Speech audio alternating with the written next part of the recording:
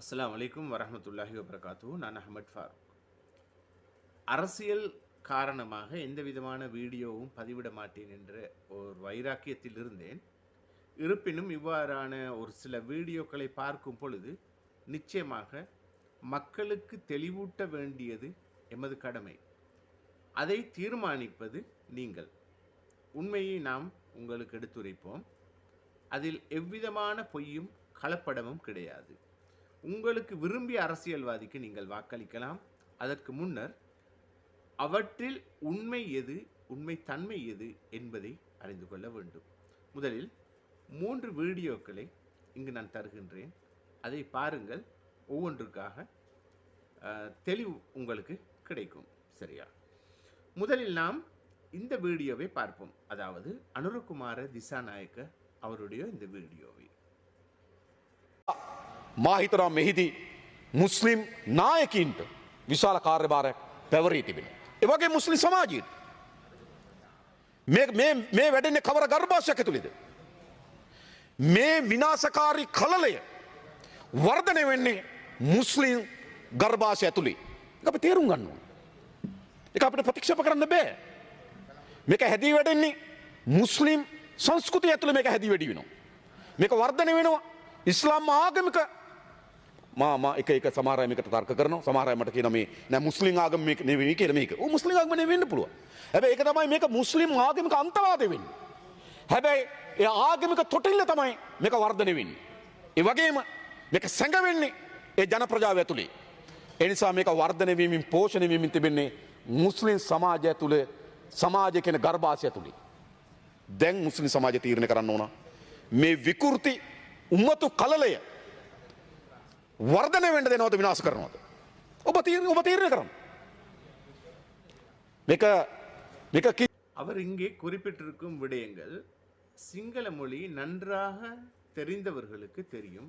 அரைகுறையாக சிங்களம் பேச தெரிந்தவர்களுக்குத்தான் பல விதத்திலும் சிக்கல் ஏற்படுவதுண்டு. அதில் அவர் கூறுகின்றார் கர்ப்பாஷை என்று. கர்ப்பாஷை என்று சொன்னால் ஒரு பெண்ணின் கருவறை என்று பொருள் அல்ல. எனவே சிங்களத்தை சரியான விதத்தில் புரிந்து கொள்ள முடியாத தெரியாதவர்கள் அதற்கு பலவிதமான கருத்துக்களை கூறுவார்கள். இதை தெரிந்து கொள்ள வேண்டும். இந்த கர்ப்பாஷை என்று சொன்னால் அதன் உருவாக்கம் எங்கு உருவாகிறதோ அந்த இடத்திற்கு சொல்லும் ஒரு சொல் தான் கருவறை. ஒரு பிள்ளை உருவாவது அது மாதிரி இந்த அதாவது நச்சு கருத்துக்கள் கொண்ட இனவாதிகள் உருவாவது அந்த உருவாகும் கருவறை எங்கு என்று பார்த்தால் ஒரு சில மதத்தின் அடிப்படையில் தான் வெளிவருகிறது என்பதை பற்றி தான் கூறியிருக்கின்றார். முக்கியமான ஒரு விடயம் என்னவென்றால் இது இன்று நேற்று கூறப்பட்டதல்ல. கிட்டத்தட்ட 5 வருடங்களுக்கு முன்னதாக கூறப்பட்டது. அது கூறப்பட்ட இடமும் வேறெங்கும் அல்ல, பார்லிமெண்ட் அதாவது பாராளுமன்றத்தில் தான் குறிப்பிடப்பட்டது. பாராளுமன்றத்தில் குறிப்பிடப்பட்ட அந்த சம்பவம் அன்று பேசிய நேரம் அதே பாராளுமன்றத்தில் தமிழ் பேசும் எமது எம்பிக்கள் அதேபோல் ரவுஃப் ஹக்கீம், ரிஷாட் பதியுதீன் உட்பட பல மினிஸ்டர்மார் கூட அன்று இருந்தார்கள். ஏன் அன்றே அதற்கு உடனடியாக அவர் பதில் கொடுக்கவில்லை என்று நான் எத்தனை முறை கூறியிருக்கின்றேன். பாராளுமன்றத்தில் இருக்கும் பொழுது சில நடைப்பிணங்கள் பாராளுமன்றத்தில் இருப்பார்கள். முஸ்லிம்களுக்கு எதிராக குரல் கொடுக்கும் ஏதாவது விதத்தில் குரல் எழுப்பும் பொழுது இவர்கள் மௌனித்திருப்பார்கள் என்று நான் எத்தனை முறை கூறியிருக்கின்றேன். உங்களுக்கு ஞாபகம் இருக்கக்கூடும். இதே சம்பவம் அன்று நடந்த நேரமும் ரவுஃப் ஹக்கீம் அவர்கள் நிச்சயமாக இதில் இருந்தார். அதே பாராளுமன்றத்தில் இருந்தார். அதை வைத்து அன்று ஒன்றும் செய்யாமல் இன்று அதை அரசியலாக்குகின்றார். அதன் வெளிப்படையாக உங்களுக்கு புரிகின்றது. அவர் ரவுஃப் ஹக்கீம் அவர்கள் கூறுகின்றார்கள் தெளிவாக இது முஸ்லிம் ஒவ்வொரு பெண்மணியின் வயிற்றில் எவ்வாறு எப்படிப்பட்ட ஒரு பொய். இவர் இதே மாதிரி ஒரு பொய்யை குறிப்பிட்டிருந்தார். எப்பொழுது என்று தெரியுமா? உங்களுக்கு ஞாபகம் இருக்கும், 52 நாட்கள் மஹிந்த ராஜபக்சவுடைய ஆட்சி வந்தது. அந்த ஆட்சி வந்த நேரம் அமித் வீரசிங் அவர்களுக்கு பிணை கிடைக்கின்றது. இந்த அமித் வீரசிங் அவர்களுக்கு பிணை கிடைக்கும் பொழுது அவரை ஐசிசிபிஆர் ஆக்டின் கீழ் தான் கைது செய்யப்பட்டிருந்ததாகவும் பிணை கிடைத்தது இவர் வந்து 2 நாளிலேயே இவர் வெளியே வருகின்றார். அதனால் யார் சிங்கள மொழி மூலம் பேசியிருந்தார் ரவுஃப் ஹக்கீம் அவர்கள், அது எவ்வாறு பேசியிருந்தார் என்பதை பற்றியும் பின்னர் உங்களுக்கு காணக்கூடியதாக இருக்கும். இதில் அதை நான் கூறுகின்றேன். அதே நேரம் அவர் கூறுகின்றார் உடனடியாக இனவாதிகள் வெளியே வருகின்றார்கள். அப்ப யார் யாரை இனவாதிகளை வைத்து வளர்த்திருந்தார்கள் என்று குறிப்பிடுகின்றார். அவர்கள் இனவாதிகளை வைத்து வளர்த்திருந்தார் என்பது நாடறிந்த உண்மை, இல்லை என்று அதற்கு நான் மறுப்பு தெரிவிக்க வரவில்லை. இருப்பினும் அவர் குறிப்பிட்ட விடயம் இனவாதியை வெளியே எடுப்பதற்கு இவர் வந்ததுமே வெளியே வருகின்றார் என்று. நான் கூறியிருந்த ஒரே ஒரு விடயம் என்ன தெரியுமா? நான் குறிப்பிட்டிருந்த ஒரே ஒரு விடயம் வேறு எதுவும் அல்ல. அன்றைய தினமே நான் சவாலிட்டேன் ரவுஃப் ஹக்கீம் அவர்களுக்கு, இலங்கையில் இருக்கும் நீதிமன்றங்களிலே உயர் நீதிமன்றத்தில் நீங்கள் வழக்கறிஞராக இருக்கின்றீர்கள். நான் கொடபெரகதோர் என்று சொல்வார்கள், அது மாதிரி ஒருவராக நான் இருந்து கொண்டு நான் கூறிய ஒரே ஒரு விடயம் என்ன தெரியுமா? முடிந்தால் நான் சவால் இடுகின்றேன், ஐசிசிபிஆர் ஆக்டின் கீழ் கைது செய்யப்பட்ட ஒருவரை எம்சி மேஜிஸ்ட்ரேட் கோர்ட் மூலம் பிணை எடுத்து தாருங்கள் முடிந்தால் என்று கேட்டிருந்தேன், சவால் இட்டிருந்தேன். 5 வருடங்கள் ஆகியும் அதற்கு எந்த விதமான பதிலும் வரவில்லை. நிச்சயமாக நீங்கள் அந்த வீடியோவை பார்த்து தான் நிற்பீர்கள் என்பது எனக்கு நன்றாக தெரியும். காரணம் என்னவென்றால், உங்களுடன் செயல்பாட்டில் இருந்த அநேகர்கள் நீங்கள் அந்த வீடியோவை பார்த்ததாகவும் விபரம் எனக்கு குறிப்பிட்டிருந்தார். நான் இட்ட சவால் அன்று இட்டது தான், இன்று வரைக்கும் அந்த சவால் அதே மாதிரி இருக்கின்றது. உண்மை நிலைமை அதுதான், உங்களுக்கே தெரியும். அதே போன்றுதான் இந்த இடத்தில் மக்களை தப்பான வழியில் கொண்டு செல்வதற்காக வேண்டி தயவு செய்து இவ்வாறான பொய் பிரச்சாரங்களை செய்து உங்கள் அரசியல் கட்சிக்கு நீங்கள் இப்பொழுது யாருக்கு வக்காலத்து வாங்குவதற்காக ஒரு கட்சிக்கு இணைந்திருக்கின்றீர்களோ அந்த கட்சிக்கு நீங்க வக்காலத்து வாங்குங்கள், அது வேறு விஷயம். ஆனால் எந்த ஒரு மனிதனும் சொல்லாத ஒன்றை சொன்னதாக அதற்கு மொழிபெயர்ப்பு மூலம் வேறு விதத்தில் கருத்து கூறாதீர்கள். ஏனென்றால் இஸ்லாமிய கட்சி என்ற பெயரில் நீங்கள் இருக்கின்றீர்கள், ஒரு முஸ்லிம் காங்கிரஸ் என்ற கட்சி. எனவே ஒரு முஸ்லீமாக நடந்து கொள்ளுங்கள். முஸ்லிம் அல்லாத ஒருவர் இவ்வாறு சொன்னதாக குறிப்பிட்டு இருக்கின்றார். உண்மையிலே அவர் அவ்வாறான விடயம் அந்த கருத்தல்ல அவர் கூறியது. எந்த இடத்திலும் காந்தாவா என்று சொல்ல பாவிக்கல்ல. அது சிங்களம் தெரிந்தவர்களுக்கு தெரியும். காந்தாவங்கே கர்ப்பாஷய துள என்று சொல்லி இருந்தால் பெண்களின் கருவறைக்கு உள்ளே. எனவே உங்களுக்கு தெரியாத சிங்களத்தை தெரியாது என்றால் தெரியாத விதத்திலே இருந்து கொள்ளுங்கள். தெரிந்ததாக மற்றவர்களுக்கு பீத்தி கொண்டு பொய்யான விடயங்களை தயவு செய்து கொடுக்காதீர்கள். என்னடா அப்பாவி மக்கள், சிங்களம் தெரியாதவர்கள் தப்பான கருத்துக்கு சென்று இல்லாத ஒரு மனிதர் இவ்வாறு கூறினார் என்ற குற்ற பெயரை அவருக்கு வாங்கி கொடுக்காதீர்கள். நிச்சயமாக உங்களுக்காக வேண்டி வக்கீல் நோட்டீஸ் உங்களுக்கு வந்திருக்கும். நீங்கள் பெரிய வக்கீல் தாதா, பிரச்சனையே இல்லை. நீங்கள் சொன்னது உங்களுக்கே தெரியும். நீங்கள் சொன்னது பொய் என்று ஆதாரபூர்வமாக பதிவு செய்யப்பட்டுள்ளது. இல்லை என்றால் உங்களுக்கு பேச்சை மாற்ற முடியும். உங்களுக்கு பேச்சை மாற்றுவதற்கு மிகவும் கஷ்டமான எதுவுமே இல்லை. ஏனென்று சொன்னால் உங்களுக்கு பேரே சாணக்கியன். ஏனென்றால் இடத்துக்கு தகுந்த விதத்தில் நீங்கள் சொல்லுகின்றீர்கள். இது நான் அனுரகுமாரவுக்காக வேண்டியோ யாருக்காக வேண்டியோ இல்லை. நான் இம்முறை எந்த விதமான அரசியல் கட்சிக்கும் நான் நேரடியாக உதவி செய்வதாகவும் இல்லை. அடுத்து நான் இப்பொழுது இலங்கையிலும் இல்லை. எனவே நான் ஓட் பண்ண போறதும் இல்லை. இருப்பினும் உண்மை நிலையை மக்களுக்கு தெளிவுபடுத்துவது ஏஎஃப் மீடியா என்ற வகையில் என்னுடைய கடமை. அதை இட்டுத்தான் நான் இங்கு குறிப்பிடுகின்றேன். உங்களுக்கு இட்ட 5 வருடத்துக்கு முன்னால் நான் இட்ட சவாலும் இதுவரைக்கும் நீங்கள் ஏற்றுக்கொள்ளவில்லை. அந்த சவாலையும் அதே போன்று பல சவால் நான் குறிப்பிட்டிருந்தேன். இன்னும் உள்ளது, என்னுடைய வீடியோக்களை போய் சென்று பார்க்கலாம். அனைவருக்கும் நீங்கள் வக்காலத்து வாங்கும் கட்சியின் தலைவர் உங்களுக்கு ஞாபகம் இருக்கும். புத்தளம் பகுதி, மட்டக்களப்பு பகுதியை சேர்ந்த பிள்ளை, அதாவது கேம்பஸ் கல்லூரியில் நினைக்கிறேன், கேம்பஸ் அல்லது கல்லூரியை நினைக்கின்றேன், மன்னிக்க வேண்டும். அவற்றில் கல்வி கற்கும் அந்த மாணவர்கள் ஒரு இடத்தில் போய் அந்த பௌத்த சித்தஸ்தலம் சொல்வார்கள் பழைய அந்த இடங்களுக்கு சென்று புகைப்படம் எடுத்த நேரம் அதற்கு மேலே ஏறி இருந்து புகைப்படம் எடுத்தது. இலங்கையில் பார்த்தோமே என்றால் அரைகுறை ஆடையோடு எத்தனையோ பெண்கள் அந்த நிகழ்வுகள் கலந்து கொண்டிருந்தார்கள்.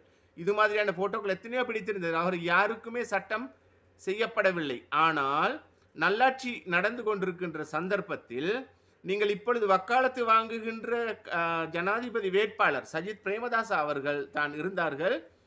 அந்த அமைச்சில் எந்த புராவித்யா தொல்பொருள் திணைக்களத்தை அதன் அமைச்சராக இருந்த நேரம் அவரிடம் போய் நீங்களும் கேட்டீர்கள், ரிஷாட் பதியுதீன் அவர்களும் கேட்டார்கள். ஆனால் உங்கள் பேச்சை கூட அவர் மதிக்காமல் அவர்களுக்கு அந்த ஆக்டின் கீழே அடித்து, அந்த ஆக்டின் கீழே அடித்தால் உங்களுக்கு தெரியும், புதையல் எடுக்க போனாலும் ஒன்று அவ்வாறான ஒரு ஆக்ட், அதிலிருந்து குத்ததை ஒத்துக்கொள்ள வேண்டும் அல்லது வழக்கு முடியும் வரைக்கும் ரிமாண்டில் இருக்க வேண்டும். அப்பேற்பட்ட சந்தர்ப்பத்தில் அந்த புத்தளத்திலும் அந்த மட்டக்களப்பிலும் இருந்த அந்த பிள்ளைகளின் தாய் தந்தையர் உங்களிடம் அல்ல மற்றைய வழக்கறிஞர்களிடம் வேண்டிக் கொண்ட ஒரே ஒரு விடயம், எமக்கு எமது பிள்ளை தான் வேண்டும், குற்றத்தை ஒத்துக்கொள்கிறார்களோ இல்லையோ எமக்கு எமது பிள்ளைகள் வீட்டுக்கு வர வேண்டும், இதுதான். அந்த நேரத்தில் அவர்கள் குற்றத்தை ஒத்துக்கொள்வார்களே, ஆனால் என்ன நடக்கும் என்றால், அதாவது குற்றவியல் இதில் குற்றவாளியாக்கப்பட்டால் அரசு தொழில் ஒன்றுக்கு எந்த காலத்திலும் அவருக்கு ஈடுபட முடியாது. ஆனால் பெற்றோருக்கு அது தேவையில்லை, எமக்கு பிள்ளைதான் வேண்டும் என்று கேட்ட காரணத்தினால் குற்றத்தை ஒத்துக்கொண்டு தெண்டப்பணம் கட்டி வெளியே வந்தார்கள். ஞாபகம் இருக்கிறதா? அந்த நேரம் நீங்கள் கேட்டு போன நேரத்தில் கூட என்ன சொன்னார்? மறுப்பி விட்டார். அவர் பேசின பேச்சு அநேகருக்கு மறந்து போயிருக்கும். ஏனென்றால் அவரை ஒரு பக்கத்துக்கு எடுத்து பெரிய அளவில் பார்த்து கொண்டிருக்கும் சந்தர்ப்பத்தில் நான் அவர் பேசிய ஒரு வீடியோவை நான் இப்பொழுது போடுகின்றேன். அதற்கு முன்னர் அவர் குறிப்பிட்ட அந்த வசனம் தமிழ் மொழிபெயர்ப்பிலும் உள்ளது. அவர் குறிப்பிட்டிருந்தார், இவர்கள் தெரியாதவர்கள், சின்ன பிள்ளைகள் அல்ல, பெரிய உயர்கல்வி கற்பவர்கள், இதெல்லாம் தெரிந்திருக்க வேண்டும் என்று. உயர்கல்வி எல்லாம் அதுக்கு மேலே கற்றவர்களுக்கே ஒன்றுமே தெரியாத நிலையில் இருக்கும் பொழுது இவர் எப்படி மக்கள் மத்தியில் பெரிய அளவில் எடுப்பதற்காக வேண்டி குற்றவாளியாக்கிய அந்த அவர்களுக்காக வக்காலத்து வாங்குகின்றீர்களே, அவரிடம் எவ்வளவு கெஞ்சி கேட்ட, இதை அரச கட்டணமாக அறவிட்டால் இந்த பிள்ளைகள் படித்து முடித்ததன் பின்னர் அரச உத்தியோகத்திற்கு செல்ல முடியும். அவ்வாறு கூட செய்யாத ஒரு தலைவர் தான் அவர், சஜித் பிரேமதாசா. அவ்வாறு கூட செய்யாதவர். அவருக்காக வேண்டி வக்காலத்து வாங்கிட்டு நீங்கள் செல்கின்றீர்கள், பரவாயில்லை, அது உங்களுடைய சுய விருப்பம், யார் யாருக்கும் செய்யலாம். ஆனால் இங்கே நான் குறிப்பிடுவது, இல்லாத ஒன்றை, சொல்லாத ஒன்றை சொன்னதாக மக்கள் மத்தியில் நீங்கள் ஏன் இவ்வாறான பொய்க்கருத்துக்களை பிரச்சாரமாக கொண்டு செல்கிறீர்கள்? உங்களுடைய வங்கரோத்து அரசியலின் முடிவா? 30 வருஷ காலமாக நீங்க என்ன கிழித்தீர்கள் என்று அந்த ஒரு தொலைக்காட்சி நிகழ்ச்சியில் உங்களிடம் கேட்ட பொழுது உங்களிடம் பதில் இல்லை. எவ்வளவு துறையில் அமைச்சராக, எத்தனை துறையில் இருந்தீங்க நீங்க? அந்த 30 வருட காலமாக முஸ்லீம் காங்கிரஸ் என்ற பேர்ல என்ன கிழிச்சிங்கன்னு கேட்டாங்க. கிழிச்சது எதுவுமே இல்லை. ஆனா இப்ப போய் என்ன செய்றீங்க? இன்னொருத்தருக்கு வக்காலத்து வாங்குறதுக்கு இல்லாத ஒருத்தர் மேல அவர் வந்துருவாரோ, அவர் மட்டம் தட்டுவதற்கு எது இருக்கிறது என்று தேடிக்கொண்டிருக்கின்றீர்கள். இல்லாத கட்டத்தில் 5 வருடத்துக்கு முன் நீங்கள் இருக்கும் பொழுதே பேசியதற்கு அன்றைக்கே பதிலளிக்க வக்கில்லாத ஒருத்தர் இப்பொழுது பதில் கொடுக்கின்றீர்கள். இதை பற்றி பேச போனால் நான் குற்றவாளி. காரணம் என்னவென்றால், இவர் மஹிந்த ராஜபக்சவுக்கு கடைக்கு போனவர். நிச்சயமாக நான் தெளிவா எந்த இதிலுமே ஒளிவு மறைவாக இந்த அகமது ஃபாரூக் செயல்பட்டதில்லை. அன்று நாம் ஒரு கட்சியை தேர்ந்தெடுத்தோம், ஆனால் அந்த கட்சியில் தவறு கண்டோம். இங்கே நான் குறிப்பிடுவது, இல்லாத ஒன்றை, சொல்லாத ஒன்றை சொன்னதாக மக்கள் மத்தியில் நீங்கள் ஏன் இவ்வாறான பொய்க்கருத்துக்களை பிரச்சாரமாக கொண்டு செல்கிறீர்கள்? உங்களுடைய வங்கரோத்து அரசியலின் முடிவா? 30 வருஷ காலமாக நீங்க என்ன கிழித்தீர்கள் என்று அந்த ஒரு தொலைக்காட்சி நிகழ்ச்சியில் உங்களிடம் கேட்ட பொழுது உங்களிடம் பதில் இல்லை. எவ்வளவு துறையில் அமைச்சராக, எத்தனை துறையில் இருந்தீங்க நீங்க? அந்த 30 வருட காலமாக முஸ்லீம் காங்கிரஸ் என்ற பேர்ல என்ன கிழிச்சிங்கன்னு கேட்டாங்க. கிழிச்சது எதுவுமே இல்லை. ஆனா இப்ப போய் என்ன செய்றீங்க? இன்னொருத்தருக்கு வக்காலத்து வாங்குறதுக்கு இல்லாத ஒருத்தர் மேல அவர் வந்துருவாரோ, அவர் மட்டம் தட்டுவதற்கு எது இருக்கிறது என்று தேடிக்கொண்டிருக்கின்றீர்கள். இல்லாத கட்டத்தில் 5 வருடத்துக்கு முன் நீங்கள் இருக்கும் பொழுதே பேசியதற்கு அன்றைக்கே பதிலளிக்க வக்கில்லாத ஒருத்தர் இப்பொழுது பதில் கொடுக்கின்றீர்கள். இதை பற்றி பேச போனால் நான் குற்றவாளி. காரணம் என்னவென்றால், இவர் மஹிந்த ராஜபக்சவுக்கு கடைக்கு போனவர். நிச்சயமாக நான் தெளிவா எந்த இதிலுமே ஒளிவு மறைவாக இந்த அகமது ஃபாரூக் செயல்பட்டதில்லை. அன்று நாம் ஒரு கட்சியை தேர்ந்தெடுத்தோம், ஆனால் அந்த கட்சியில் தவறு கண்டோம், அதை விட்டு ஒதுங்கி விட்டோம். இப்பொழுது அரசியல் சார்பு அற்ற விதத்தில் தான் வாழ்ந்து கொண்டிருக்கின்றேன். எனவே மக்களுக்கு தெளிவுபடுத்துவதற்காக வேண்டித்தான் இந்த வீடியோக்களை நான் செய்கின்றேன். எனவே ஏஎஃப் மீடியா என்ற வகையில் எமது கடமையை நாம் செய்கின்றோம். உங்களுக்கு விரும்பிய கட்சிக்கு நீங்கள் கொடுக்கலாம், ஆனால் உண்மை தன்மையைத்தான் நாம் உங்களுக்கு தெளிவுபடுத்துகின்றோம். இதில் பொய் இருப்பினும் எமக்கு எதிராக வேண்டிய சட்ட நடவடிக்கை எடுக்க முடியும் என்பதை தெரிவித்துக் கொள்கிறேன். கடைசியாக சஜித் பிரேமதாசா அவர்கள் எவ்வாறு பேசினார் என்ற வீடியோவும் நான் ரவுஃப் ஹக்கீம் அவர்களுக்கு சவால் விட்ட வீடியோவின் ஒரு பகுதியையும் கடைசியில் நான் இணைக்கின்றேன். தெரிவிப்பது நாங்கள் என்ற விதத்தில் தெரிவிக்கின்றோம், தீர்மானிப்பது நீங்கள் என்ற வகையில் சிந்தித்து தீர்மானியுங்கள். அவசரப்பட்டு யாருடைய பேச்சும் தன்னுடைய கட்சிக்காரன் எனவே அவன் சொல்வதெல்லாம் உண்மை என்று விட்டும் நம்பிவிடாதீர்கள். அது யாராக இருப்பினும் அவன் முஸ்லீம் அல்லது முஸ்லீம் அல்லாதவர் அல்ல. உண்மையை உண்மையாய் உரைப்பவனை மாத்திரம் நம்புங்கள். இன்னொரு விடயத்தையும் சேர்த்துக்கொள்கின்றேன். இனவாத கட்சி என்று ஜேவிபியை முத்திரை குத்தினார்கள். பேரித்தம் பழத்திற்கு டேக்ஸ் அறவிடப்பட்ட பொழுது பாராளுமன்றத்தில் குரல் எழுப்பியவர்கள் கூட ஜேவிபி தான். அந்த நேரத்தில் கூட இவர்கள் அவர்களுடைய சீட்டை சூடுபடுத்தி கொண்டிருந்தார்களே தவிர வாய் திறக்கவில்லை என்பதையும் மனதில் வைத்துக் கொள்ளுங்கள். கூறுவதென்றால் எவ்வளவோ கூறுவதற்கு இருக்கின்றது.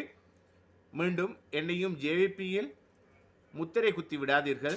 உண்மையை உண்மையாக தெளிவுபடுத்துகின்றேன்.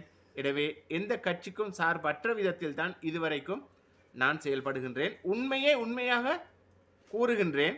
தீர்மானிப்பது நீங்கள் என்று கூறிக்கொண்டு என்று போல் நல்லதே நினைப்போம். இன்ஷா அல்லாஹ் நல்லதே நடக்கும் என கூறி விடைபெறுகின்றேன். அஸ்ஸலாமு அலைக்கும் வரஹ்மத்துல்லாஹி வபரகாத்துஹு. மறவாதீர்கள், இதன் பின்னரும் வீடியோ உள்ளது, நிறுத்தி விடாதீர்கள், அதையும் கேட்டு செல்லுங்கள். உதாரணமாக කියලා දැන් ඒ අවස්ථාවක රවුෆ් හකීම් මැතිතුමා මේ කතා කළ මේ ටික අහලා ඉන්නකෝ. මේ දිගට සිද්ධියෙන් පිටපස්සේ හිටියේ කවුද කියලා අපි හොඳටම දන්නවා. දැන් ඒ අය එකෙන් එක හිරගෙදරින් එළියට එනවා, දොට්ට දානවා, මේ වගේ බීතිකාවක් ඇති කරමින් මේ රටේ සුළු ජාතීන්ව යටපත් කරගෙන මේකෙන් දැන් එයා කිව්වේ කොහොමද මේ එක එක්කෙනා දැන් එළියට එනවා කියලා. එතකොට මම මේ අභියෝගය ගේන්නේ මේකයි. ඔබතුමා නීතිඥ, ඒ වගේ අධිනීතිඥ අපි දැක්කා මේ ලංකාවේ උසාවි වලින්ම ඉහළම උසාවියේ ඔබතුමා දැන් කළු පාට කෝට් එකක් දාගෙන ප්‍රජාතන්ත්‍රවාදය වෙනුවෙන් සටන් කරන්න බැහැලා මේ අත හොලවගෙන ගියා. අපි දැක්කා රූපවාහිනී මාධ්‍ය තුල දැක්කා. මං ඔබතුමාට මම ඇවිල්ලා ගොඩ පෙරක දෝරුවේ. ඔබ වගේ නෙමෙයි, මං නීතිය හදාරපු කෙනෙක් නෙමෙයි. මම මේ ගොඩ පෙරක දෝරුව ඔබට අභියෝගයක් කරන්නේ. පුළුවන් නම් ICCPIR ඇක්ට් එක යටතේ අත්අඩංගුවට ගත්තු කෙනෙක්ව පුළුවන් නම් MC මැජිස්ට්‍රේට් කෝට් එකේ ඔබ බිමට බස්සන්න බලන්න. ඒ කිව්වේ ඇපයක් ගන්න බලන්න. එහෙම ගන්න බෑ. ඔබ දන්නවා නීතිය පිළිබඳ සියලු දේ. නමුත් මෙතන ඔබ කරන්නේ මොකද්ද? ජනතාව මුලා කරනවා. විශේෂයෙන් මුස්ලිම් ජනතාව. ඒක මතක තියාගන්න ඕනේ. ලංකාවේ මුස්ලිම් ජනතාව මුලා කරාට මුස්ලිම් ජනතාව දැන් මෝඩ වෙලා නැහැ. මම මේ තවත් ඒ අතරතුර තව පණිවිඩයක් කියනවා මේ සිංහල ජනතාවට. මේ මුස්ලිම් කොංග්‍රසයේ නායකතුමා කතා කරන මේ සියලු දේවල් වලට ඔය මුස්ලිම් කියන නම තියෙන නිසා ඔහුගේ පක්ෂයේ ඔබ හිතන්න එපා මේ ලාංකික සියලු මුස්ලිම් වරුන්ගේ මතය ඒකයි කියලා. නෑ, මේ එක පුද්ගලයෙක්ගේ මතය තමයි උතර ප්‍රකාශ වෙන්නේ කියන එක මතක තියාගන්න සිංහල ජනතාව. එම නිසා ඔහු පාර්ලිමේන්තුව තුළ ක්‍රියා කරන ආකාරය ඒ සියල්ල මුස්ලිම් ජනතාව වෙනුවෙන් නෙමෙයි, පෞද්ගලික ඔහුගේ යම්කිසි උවමනාවන් නිසා. ඒක මතක තියාගන්න. නැවතත් මම එනවා දැන් අතන අභියෝගයට. මෙතනදී ඒ අභියෝගය MC එකෙන් පුළුවන් නම් බස්සන්න ICCPR ඇක්ට් එකේ. එහෙම කියලා කියන්න මට හිතා ගන්නට අමාරුයි. මොකද විශ්වවිද්‍යාල යන සිසු දරුවන් ඉහළ බුද්ධි මට්ටම තුල එය දැනගන්නට ඕන හැම ආගමික සිද්ධාස්ථානයක්ම රැක ගන්නට ඒ වගේම ගෞරව කරන්න. මේ ක්‍රියාව ඊ타මත්ම පහත් ක්‍රියාවක් හැටියට මම දකිනවා. ඒ වගේම තවත් කාටවත් මේ වගේ ක්‍රියාවක් නැවතත් වරක් ඉටු කරන්නට බැරි වන ආකාරයට අපි ඊ타ත්ම තදින් නිත්‍යානුකූලව කටයුතු කරන්නට බැඳෙනවා.